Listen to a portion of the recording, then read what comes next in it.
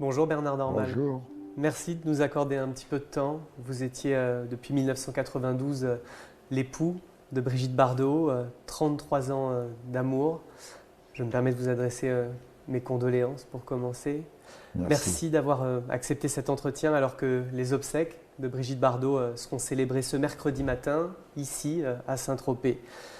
Dimanche 28 décembre, vous étiez aux côtés de Brigitte Bardot quand elle est partie. Il était très tôt, je crois, il était autour de 5h50 du matin. Oui. Quel souvenir vous gardez de son envol, Bernard? C'est le plus émouvant de ma vie avec Brigitte, puisqu'elle partait. Voilà. Elle m'a appelé, elle a dit piou-piou, fini. C'était votre surnom? On s'appelait, elle parfois, moi toujours. Oui, c'était son surnom.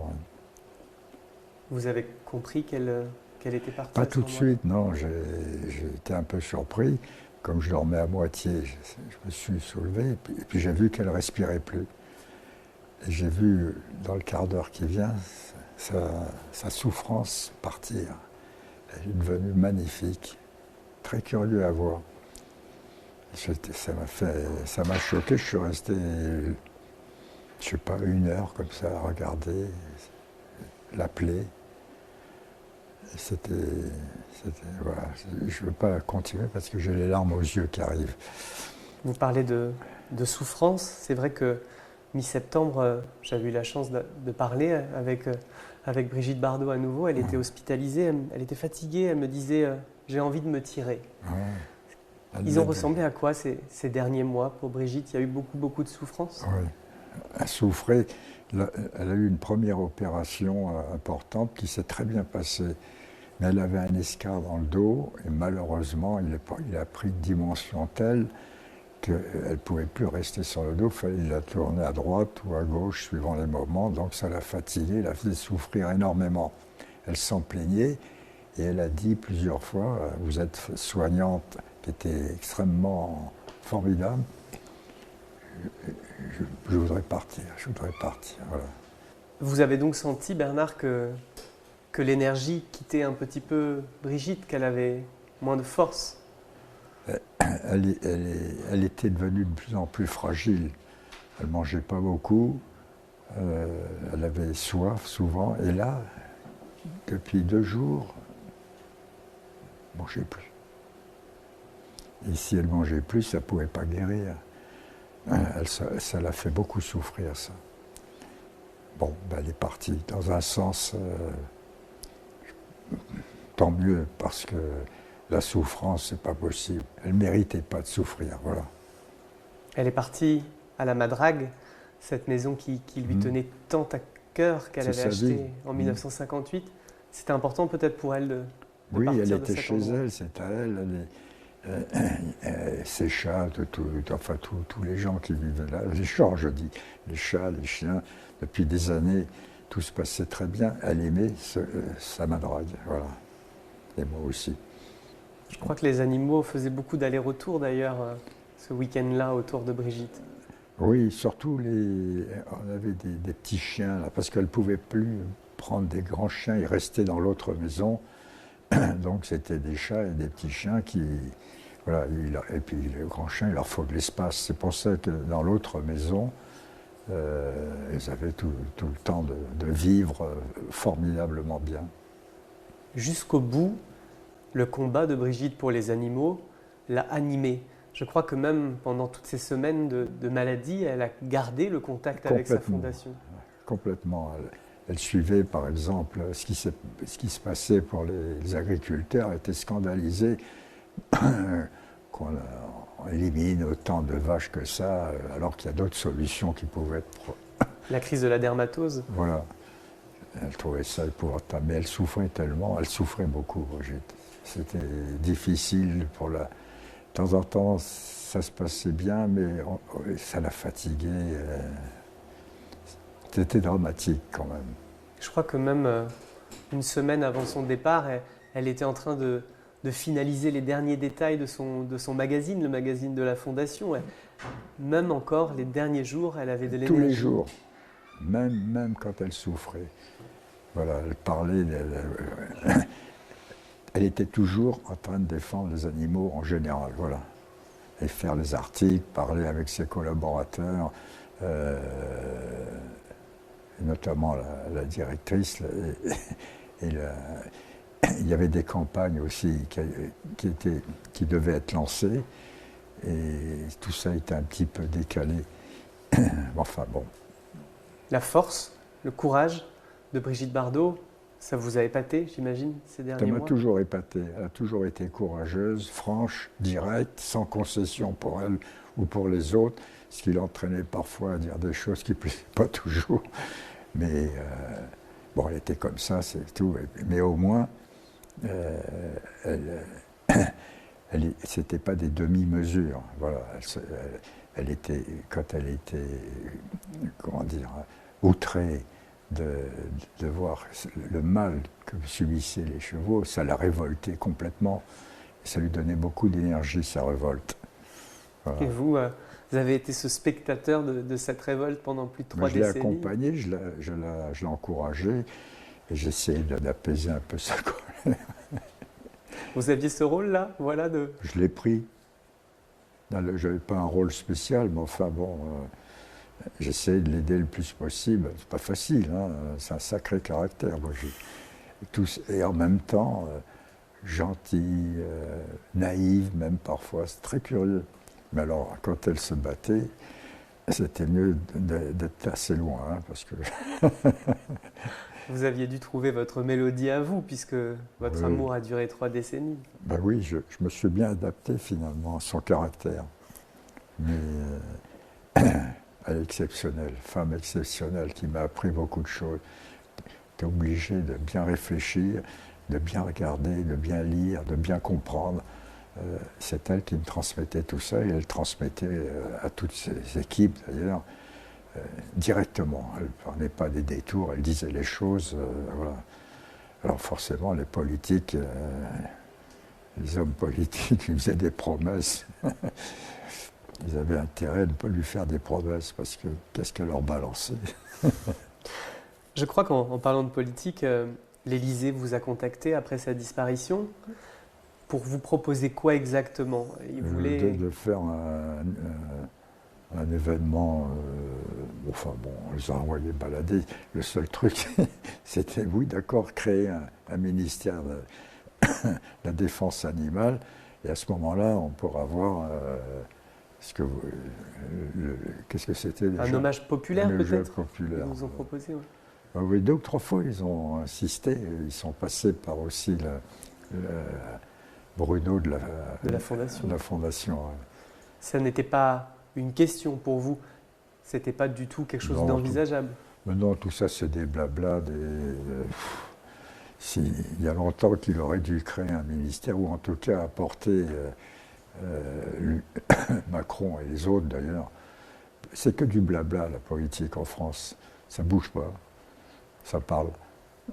Mais un hommage national ou un hommage populaire, je crois que Brigitte Bardot n'en voulait pas, tout simplement. Non, c'est pas son truc. Elle avait reçu la Légion d'honneur, elle n'a jamais été la chercher. Elle avait dit qu'on donne ça au dernier, à un militaire qui reste de 14-18. Je crois qu'elle avait fait ça. Mais bon, c'est pas son truc. Le truc, c'était d'avoir des résultats pour la condition animale. Voilà. Puis, peut-être que certains l'ignorent, mais c'était quelqu'un de très simple au fond, Brigitte. Oui, complètement. Elle m'avait dit au mois de mai, je vis comme une fermière. Oui, elle vivait à peu près comme une fermière. Elle ne mettait pas les sabots, c'était différent. Non, mais elle avait cet esprit-là. D'ailleurs, ses lectures favorites sont toujours sur elle lisait beaucoup, Brigitte. C'est la ville, la campagne qui l'intéressait. Il y a beaucoup bons auteurs là-dessus, ou des grandes sagas du 19e siècle. Elle aimait beaucoup ces époques-là. Voilà. C'est drôle, elle aime beaucoup le 19e siècle. On a vu des milliers d'hommages dans le monde entier après sa disparition. Comment est-ce que vous avez reçu ces marques d'affection? Est-ce que ça vous a fait chaud au cœur, Bernard? Oui, parce que finalement, cette espèce de reconnaissance mondiale, c'est extraordinaire. Mais elle n'a pas... Bon, c'est bien, voilà, ça s'arrêtait là pour elle. C'était naturel, presque. Oui, c'était un peu impressionnant quand même. C'est toujours impressionnant d'ailleurs. Elle a un pouvoir attractif extraordinaire, c'est fou. Même quand on est habitué, on est un peu assommé quand même. Et c'est invraisemblable, c'est extraordinaire, tant mieux. Voilà, ça va peut-être faire bouger aussi les choses. Le monde entier sera ce mercredi à Saint-Tropez. Ben, j'espère. Ça vous enfin, touche? il y aura beaucoup de monde. Alors je ne sais pas exactement dans les officiels qui sera là. Ce n'est pas moi qui m'occupe de ça. Mais il y aura du monde. J'étais à la Fondation Brigitte Bardot mercredi dernier à Paris. Et Franck Guillou, le secrétaire particulier de Brigitte Bardot, m'a montré des bacs entiers de lettres. Ah oui. Des lettres qui arrivent depuis sa disparition, des chèques aussi, des dons pour la Fondation. Est-ce que cet élan de générosité, il vous fait plaisir, Bernard? Ah ben bien sûr, c'est bien, les gens ont des bonnes réactions. Ils sont généreux, beaucoup sont généreux finalement. Oui, c'est extraordinaire. Je crois qu'il y a, d'après, je ne connais que ce jour-là, en une seule journée, il y a eu 100 000 €, vous vous rendez compte? C'est beau. C'est fou. Ça va aider cette fondation à perpétuer, à continuer à Elle vivre. fait que ça, pas à vivre. Elle aide beaucoup d'autres associations. Il y a quand même 1200, qu'est-ce que je raconte, 12 000 animaux à la fondation, il faut s'en occuper. Il y a des contrats avec des paysans qui ont tout perdu. On passe des contrats avec eux et ils gardent les vaches récupérées par la fondation. Au lieu de les envoyer à l'abattoir, ils les promènent, ils sont tout contents, ils sont heureux. Plus de 30 paysans, hein, c'est formidable. Comme ça, parce que beaucoup vont disparaître là. Avec tout ce qui se passe, on se rend compte que donc, il y a des contrats, la fondation, il faut qu'elle gère tous ces animaux, ça coûte des fortunes, et elle est très aidée par des legs, voilà, beaucoup de legs. La fondation va avoir 40 ans cette année, et elle doit continuer à vivre. Si vous avez un message à donner aux Français, aux Françaises qui nous écoutent, c'est... Continuer à vous intéresser à toutes les associations d'ailleurs de défense des animaux, il y a la Fondation Brigitte, mais il y a aussi les autres, il faut aider-les. Et puis il faudrait que les mairies aident aussi les petites associations locales. Par exemple, pour castrer les chats errants, enfin il y a plein. Il faudrait que les mairies, au lieu de donner tout le fric aux footballeurs, ils devraient aussi donner 1 € de temps en temps aux associations locales. Vous aviez glissé l'idée à l'Élysée de ce secrétariat d'État à la cause animale. Ils vous ont répondu quelque chose? C'est une utopie pour vous? Vous espérez un jour voir un tel secrétariat d'État vivre dans Ça notre pourra pays? peut-être exister un jour, je ne sais pas. C'est difficile. On ne sait pas exactement ce que font tous ces béblateurs qui gouvernent.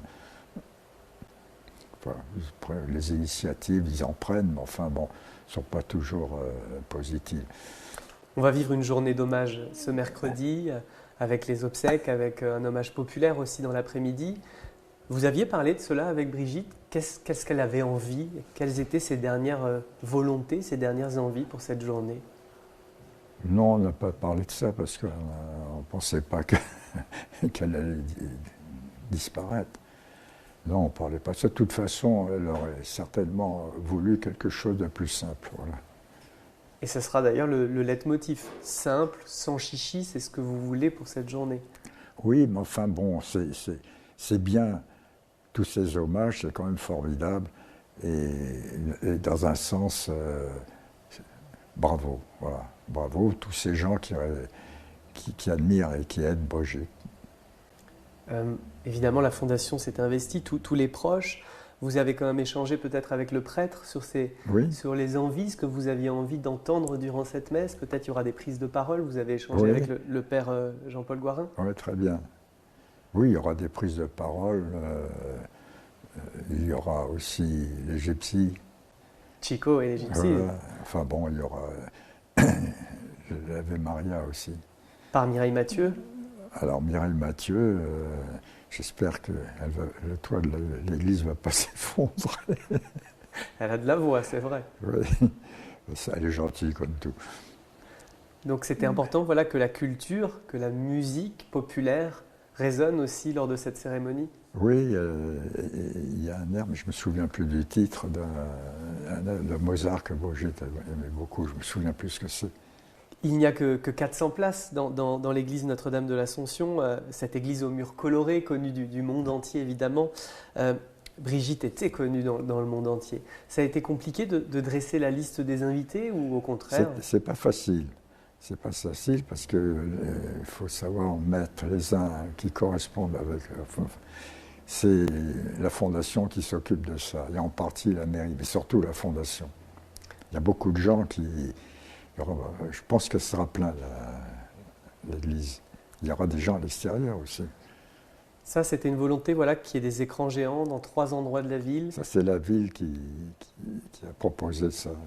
Et ça résonne en vous, voilà, que les Tropéziens, les Tropéziennes oui, peuvent suivre cela. les Tropéziens aiment beaucoup Brigitte. Et je ne vous parle pas de Madame Siri, le maire, la mère, on ne peut pas dire la mère qui ça me fait penser à la chanson de Traîner. Madame le maire. Madame le maire, voilà. Marine Le Pen sera invitée également Oui. à ses obsèques. Elle a indiqué qu'elle venait, je À cite, à titre personnel et voilà. amical. Il ne faut pas mélanger les choses. Non, non, très bien. Puis moi, j'aime beaucoup Marine aussi, qui est une fille franche. Voilà, et c'est tout. Pourquoi on refuse rien. Il y aura aussi, comment elle s'appelle, le ministre Aurore Berger, Qui représentera l'État. qui est une femme exceptionnelle aussi. Voilà, chacun dans son parti, ils sont là en titre personnel. Voilà. Donc il n'y a pas de polémique à avoir, évidemment.